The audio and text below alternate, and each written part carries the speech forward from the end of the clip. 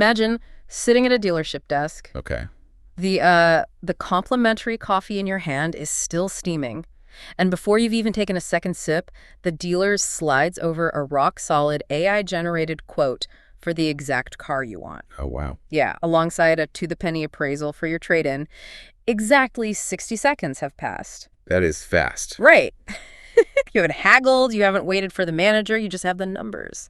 Welcome to Auto News Talk. I am so glad you're with us because we are looking at this massive systemic acceleration happening across the entire automotive ecosystem. Yeah, it really is everywhere you look. I mean, everything is speeding up. Everything. We're talking about shaving down the exact seconds it takes to move metal on a showroom floor, all the way up to the breakneck pace at which global manufacturers are completely redrawing the industrial map of Europe. It is a phenomenal landscape to map out. Because at first glance, the micro-level psychology of that buyer sitting at the dealership desk might seem totally detached from those massive macro-level geopolitical shifts crossing international borders.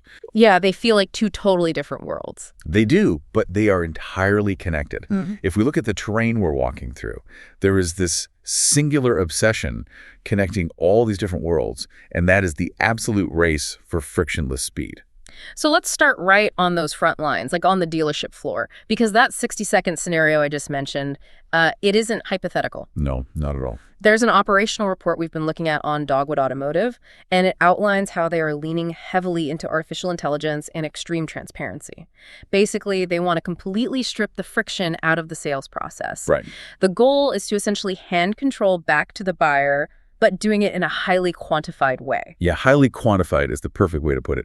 Dogwood Automotive has, they've engineered a system where they deliver that firm AI-generated vehicle, quote, to a customer in exactly 60 seconds. That's just wild. And on top of that, they generate an actual cash value, an ACV, for the trade-in appraisal in just 30 seconds. 30 seconds, which fundamentally rewrites the entire script of buying a car. Absolutely. One of the most striking details from the Dogwood strategy is that they have entirely abandoned the traditional paper-pencil negotiation tool. Yeah, the classic Foursquare. Right. The Foursquare, the crossing out of numbers, the walking back and forth in the manager's tower, it is completely gone. They have shifted from a culture of negotiation to a culture of rapid selection. And they are holding their staff strictly accountable to that new culture. The report details how they measure what they call a CEF score, the sales efficiency framework. Okay, and what does that actually track? Well, it focuses on the inputs salespeople can actually control, like outbound activity and direct customer engagement, rather than just waiting around for foot traffic. Yeah. The operational data shows their top performers hitting a 113% efficiency rating under this system. Wow. And the flip side of that CEF score is just as intense. I mean, the report notes that underperformers, the ones who dropped down to the 58% range, actually ended up falling out of the system entirely. Yeah, the process just moves too fast for them to survive if they can't adapt to the technology. Exactly. But here is where it gets really interesting to me, because there is this psychological twist in the Dogwood report. They found that customers who go through this completely frictionless transaction feel like they received a 15% better deal. Even if they didn't. Right. Even if they actually paid up to 10% more for the vehicle. It is a fascinating quirk of consumer behavior, but it makes complete economic sense when you look at how human beings value their time. Yeah, time is money. Exactly. Smooth processes allow dealerships to hold more gross profit.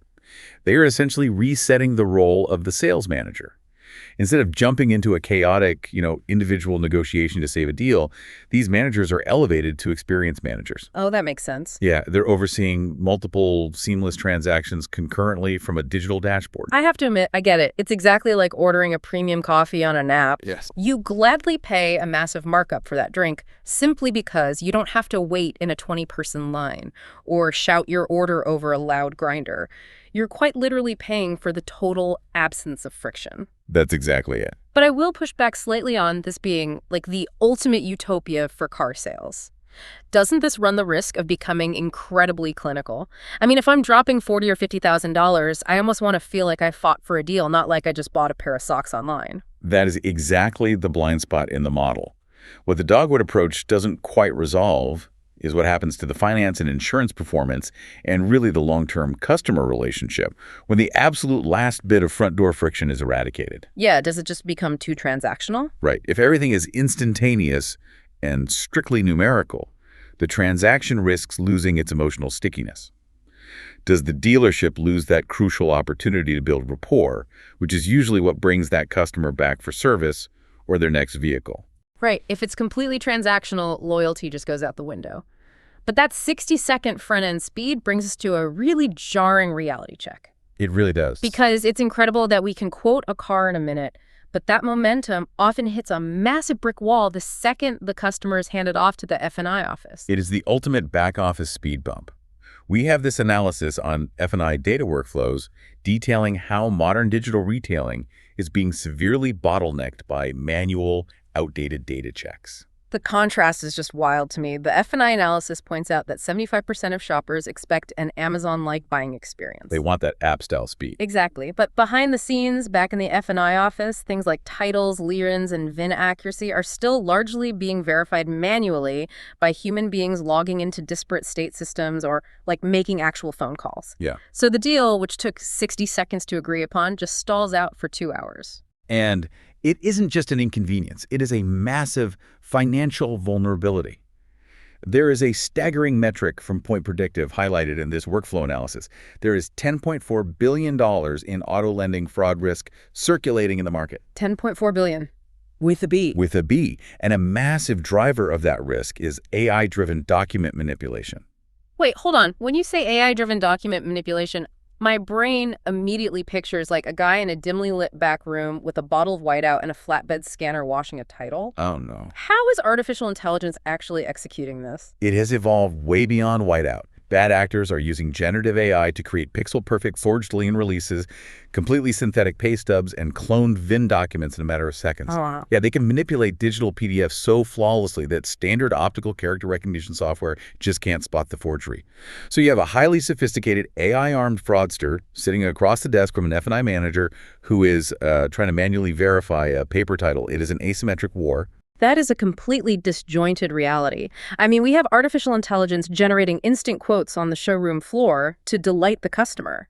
But the back office is fighting off AI-generated fraud using analog tools. Which is why the F&I workflow report stresses that the only viable fix is validating data far upstream. Like before they even get to the office? Exactly. You cannot wait until the customer is sitting in the box.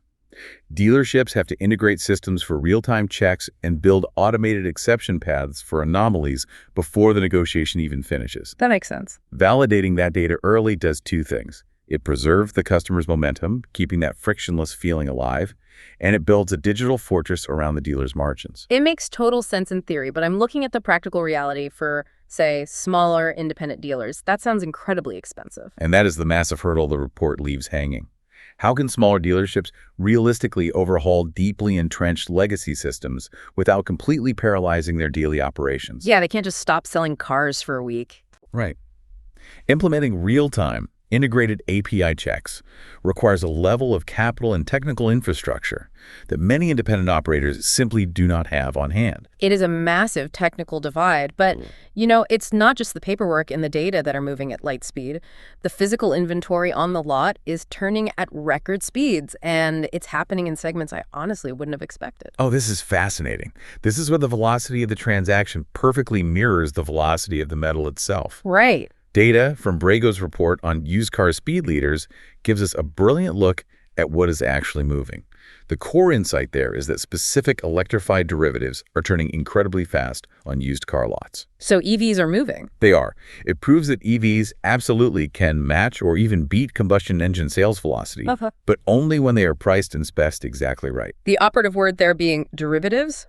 We aren't just talking about broad makes and models. The Brago data highlights the MG4 EV Long Range turning in an astonishing 8.4 days. And contrast that with the near-new pre-registered pacesetter, the Vauxhall Frontera 1.2 Hybrid GS. That specific hybrid derivative is moving in 8.7 days at an average price of $21,674 way. It really proves how hyper-segmented the market has become. Now, the Brago report does point out that older mainstream internal combustion models vehicles like the familiar Nissan Qashqai and the Volkswagen Polo still heavily dominate the older vehicle segment. Sure. People trust what they know when buying older used cars. Exactly. But in the newer pre-owned cohorts, the story is entirely different. It really is, and there is one memorable detail in that Brago data that honestly stopped me in my tracks. Oh, the Volvo. Yes, the absolute fastest-selling newer vehicle overall, the Volvo C40 Recharge Core. A fully electric vehicle flying off the lot in a blistering 8.1 days. Which completely shatters the narrative that all used EVs are just sitting and gathering dust. The appetite is absolutely there. You know, in real estate, the golden rule has always been location, location, location.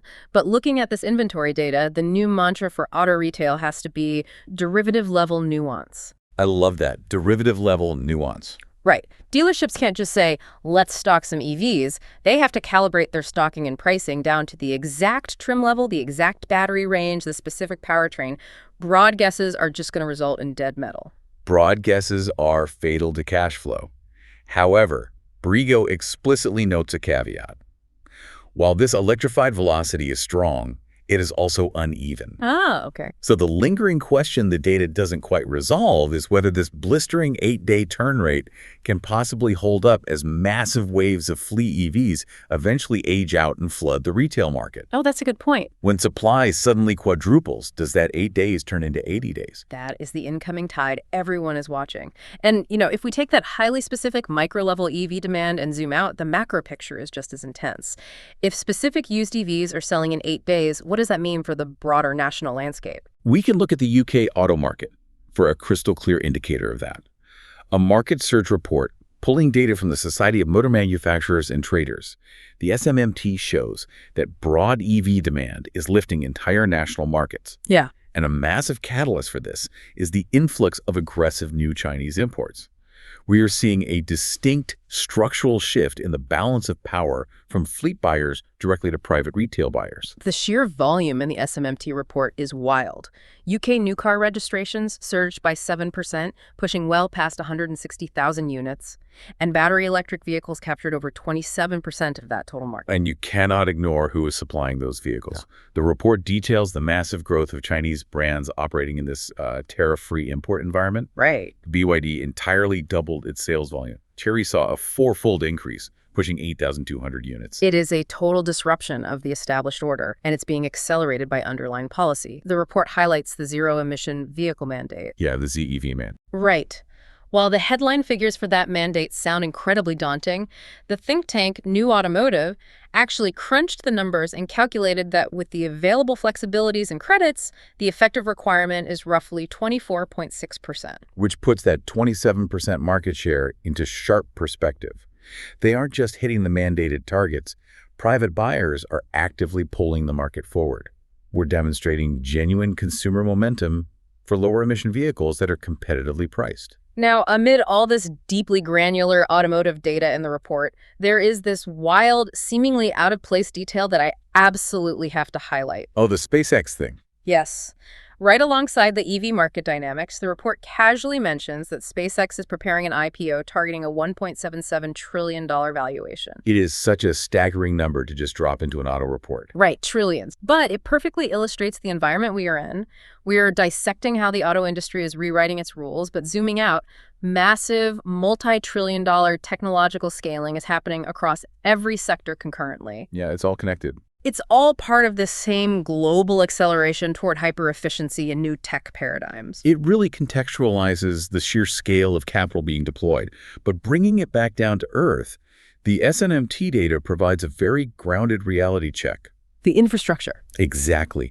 The glaring issue this surge in EV sales leaves unresolved is the infrastructure gap. How can these national targets be maintained without an urgent, massive investment in public charging infrastructure? Yeah. You can sell the cars at a record pace, but if private buyers can't reliably charge them, that consumer momentum will violently snap back. The cars are moving fast, but the plugs are lagging behind. Now, this brings us to the final and perhaps most consequential piece of the puzzle. Let's hear it. We have these Chinese brands experiencing hypergrowth in Europe based on aggressive pricing. But heavy protectionist tariffs are looming on the horizon. So how do they sustain this? By fundamentally changing their physical footprint An analysis of the European factory push details how Chinese automakers are actively building massive local factories. They're digging in. They really are. They are moving production directly into Europe to bypass those heavy EV tariffs and solidify their long-term market presence. They aren't just exporting anymore, they are embedding themselves. The report outlines these defensive moves against potential 38% EU tariffs, which, by the way, would be slapped on top of the standard 10% duty. It's a huge margin hit. Massive. So to neutralize that threat, MG is planning a brand new plant in Galicia, Spain. Meanwhile, Chery is taking a different route by taking over an idle line at Nissan's Sunderland site in the UK. Those strategic moves alone are going to add about 400,000 units of annual local capacity. And there's a fantastic quote in the European Factory Push report from industry analyst Steve Young that really crystallizes what we're looking at. Oh, I love this quote. It's so good. He likens this localized manufacturing push to the entry of Asian automakers in previous eras of auto expansion. Yeah. He literally calls this new wave of localized production another aircraft carrier arriving on European shores. Another aircraft carrier. That paints such a vivid picture. They aren't just shipping cars over the ocean to see what sells. They are building an impenetrable fortress right inside the kingdom. It is a permanent structural shift. For the dealership networks, localized production is generally good news. It means shorter, far steadier supply lines and much better flexibility to adjust model mixes based on local demand. Sure. But the flip side is immense pressure. Brands will use incredibly aggressive sales tactics to ensure those massive new plants run at full capacity. You don't build an aircraft carrier to leave the jets parked. No, you push the metal out the door. But I keep looking at the economics of this and seeing a massive contradiction. How so? Well, if they are winning right now because they have this huge cost advantage from manufacturing in China, doesn't building a billion-dollar greenfield body shop in Spain completely nuke that advantage? That is the big question. I mean, local labor, local materials, local energy, it all costs more. Yeah. So the huge financial risk here is what happens if consumer demand underperforms? Building local factories raises the break-even volumes to astronomical heights. If buyers pull back, those fortresses become massive financial liabilities. It is an incredibly high-stakes gamble. They are trading their short-term cost advantage for long-term survival. So as we step back and look at all these moving pieces, from a 60-second quote on a smartphone to an aircraft carrier of a factory in Spain, how do we synthesize this for everyone listening? I think it all comes down to a few undeniable realities that bridge the micro and the macro. Yeah. First, we're seeing the absolute necessity of frictionless speed. Yeah. That's the direct line from Dogwood Automotive's lightning-fast digital quotes to the desperate need for real-time back-office data validation to fight off that $10.4 billion in fraud. Speed is no longer a luxury. It is a structural requirement. Absolutely. Second, the consumer momentum for electrification is undeniable. It's proven by the blistering 8-day turn rates for specific used EVs in the Brego data, and it's validated by the massive national market share growth we saw in the SMMT report. And wrapping all of that up is the complete structural reshaping of global auto retail by Chinese OEMs, both in sales volume and physical infrastructure, like we saw in the factory push data. Exactly. But it really is the contradictions that stand out the most to me. You have dealerships sprinting at the front door with AI only to trip over manual paper titles at the back door. Right. And you have imported brands winning on price, yet choosing to build vastly more expensive local European factories just to secure their foothold. It's a lot of push and pull. And navigating those contradictions leads to the ultimate practical takeaway from all of these sources. Whether you are managing a single dealership floor or analyzing international supply chains, derivative-level data is the new kingmaker. Broad strokes are officially dead. Completely dead. Granular data is what separates the winners from the losers. You need perfect upstream title data to prevent sophisticated back-office fraud. You need to know exactly which trim level of a hybrid SUV moves in 8 days versus sitting for 80 days. The profit, the speed, and the survival of the business now live entirely in the details. We are truly watching an industry rewrite its entire DNA in real time. Thank you so much for joining us on Auto News Talk. Keep a close eye on those local EV adoption rates and how quickly those localized factory supply lines actually come online. They are the true speedometer for this massive global shift. Absolutely. Until next time, I will leave you with this provocative thought to mull over. As the entire car buying process becomes as mathematically frictionless as ordering a cup of coffee on an app, what actually happens to the emotional value of the vehicle itself when the human effort required to acquire it drops to zero? Catch you on the next one.